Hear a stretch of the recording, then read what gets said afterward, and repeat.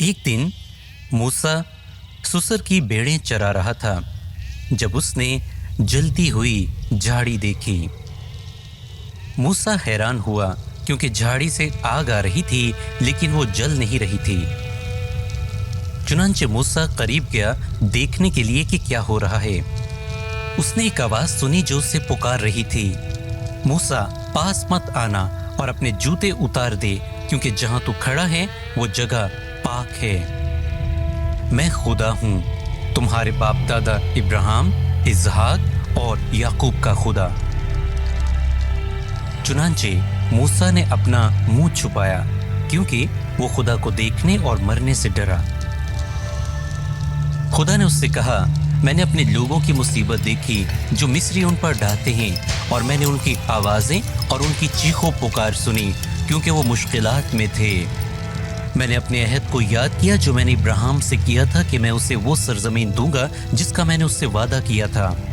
यही वजह है कि मैंने उनको बचाने का फैसला किया है और मैं उन्हें मुल्क मिस्र से निकालूंगा और उन्हें वादा की हुई सरजमीन में ले जाऊंगा। और अब मैं तुम्हें फिरौन के पास भेजूंगा, उससे कहना कि मेरे लोगों को जाने दो।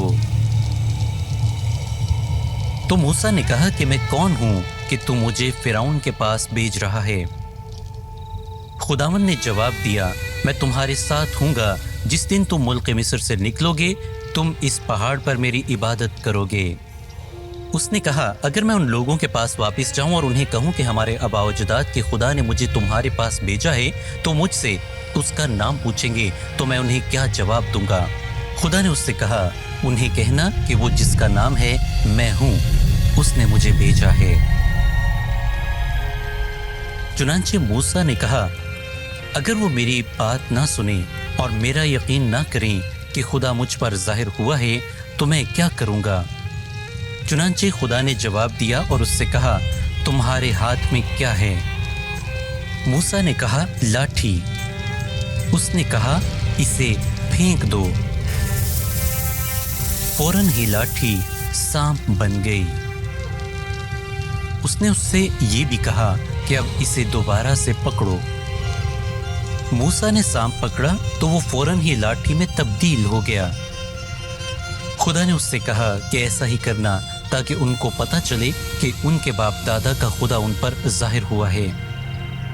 उसने उसे एक और मौजज़ा दिया। उसने कहा, अपना हाथ अपने चोगे के नीचे रख और फिर निकाल। मूसा ने वैसा ही किया जैसा कि खुदा ने उसे करने को कहा था। जब उसने अपना हाथ चोगे के अंदर डालकर बाहर निकाला तो उसके हाथ पर कोढ़ हो गया, और जब उसने अपना हाथ दोबारा से चोगे के अंदर डालकर बाहर निकाला तो उसका हाथ दोबारा से वैसा ही हो गया। खुदा ने उससे कहा, अगर वो इन मोजज़ात का भी यकीन ना करे तो दरिया नील से थोड़ा सा पानी लेना और उसे जमीन पर डालना तो वो खून बन जाएगा। मूसा ने उससे कहा, ए खुदावंद, तू जानता है कि मेरे बोलने में रुकनत है और अपने जज्बात का ठीक से इजहार नहीं कर सकता, किसी और को भेज दे।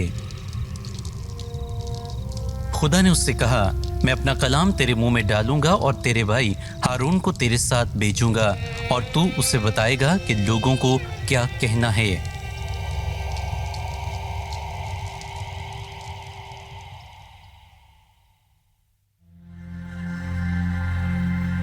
मूसा महल में रहता था लेकिन फिर चरवाहा बन गया।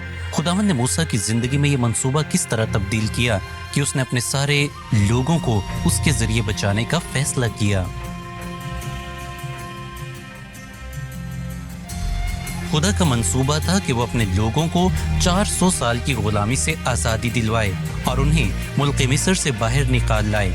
आपका क्या ख्याल है कि क्यों खुदा ने एक कमजोर और ठीक ना बोलने वाले को इतना बड़ा मंसूबा पूरा करने के लिए चुना?